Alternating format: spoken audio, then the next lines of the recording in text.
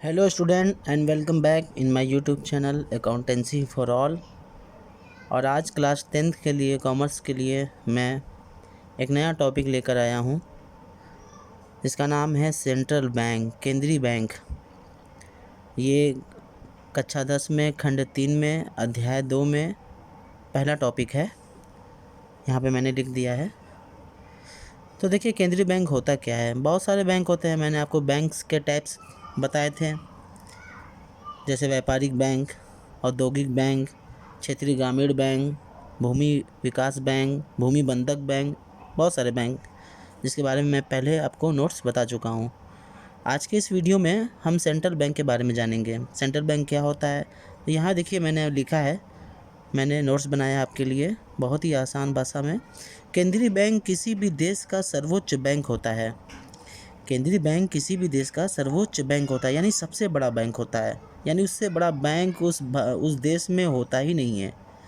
जो पूरे देश में मौद्रिक यानी मनी से रिलेटेड, बैंकिंग यानी बैंक से रिलेटेड, साख यानी क्रेडिट उधार से रिलेटेड व्यवस्था का नियमन यानी कि रेगुलेशन यानी कि नियम बनाना, संचालन यानी ऑपरेशन यानी कि उसको संचालित करना, व नियंत्रण कंट्रोल करना, नियंत्रण करता है, या देश के मौद्रिक नीतियों मनी पॉलिसी, बैंकिंग पॉलिसी व साख नीतियों, क्रेडिट पॉलिसी का संचालन, प्रबंधन व मार्गदर्शन करता है।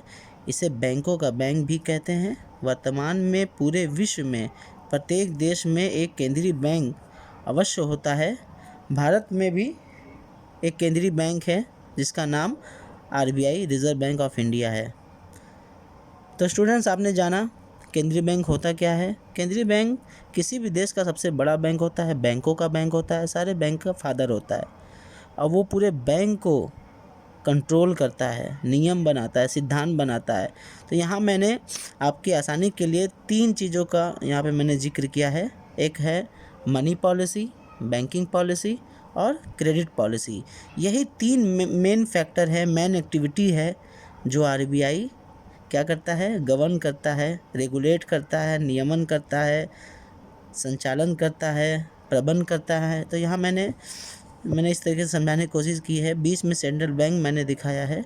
और सेंट्रल बैंक के 3 मेजर जो एक्टिविटी होती है, या जो कार्य जिसे कह सकते हैं, मेन फंक्शन जो होता है, मनी पॉलिसी यानी मुद्रा से रिलेटेड सारे रूल्स बनाना, बैंकिंग पॉलिसी, बैंकिंग कैसे होगा, बैंक का काम कैसे किया जाएगा, ये सारा बैंकिंग रूल्स बनाना, और क्रेडिट पॉलिसी, उधार कैसे दिया जाएगा, लोन कैसे दिया जाएगा, क्या इंटरेस्ट होगा, क्या इंटरेस्ट नहीं होगा, ये सारी बातों का संचालन, ये तीनों मुद्दों का संचालन कौन करता है, RBI करता है।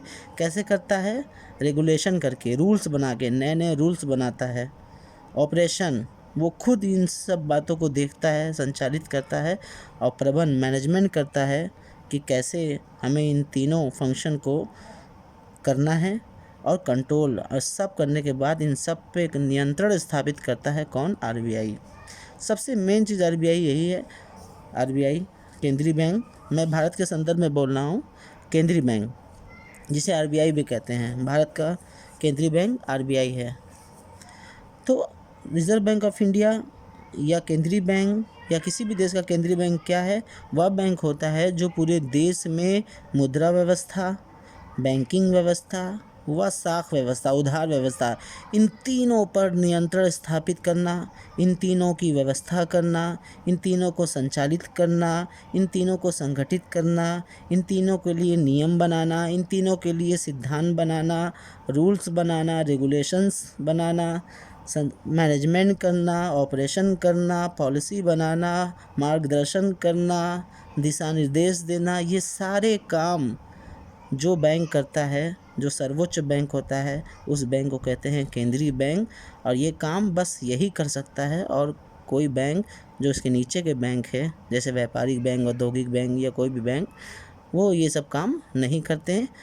सारा ये तीनों जो मेन फंक्शन है, ये जो 3 है, वो किसी देश का केंद्रीय बैंक ही करता है। तो मैंने आज आपको केंद्रीय बैंक के बारे में बताया। आगे मैं इसके आगे बताऊँगा। Thank you.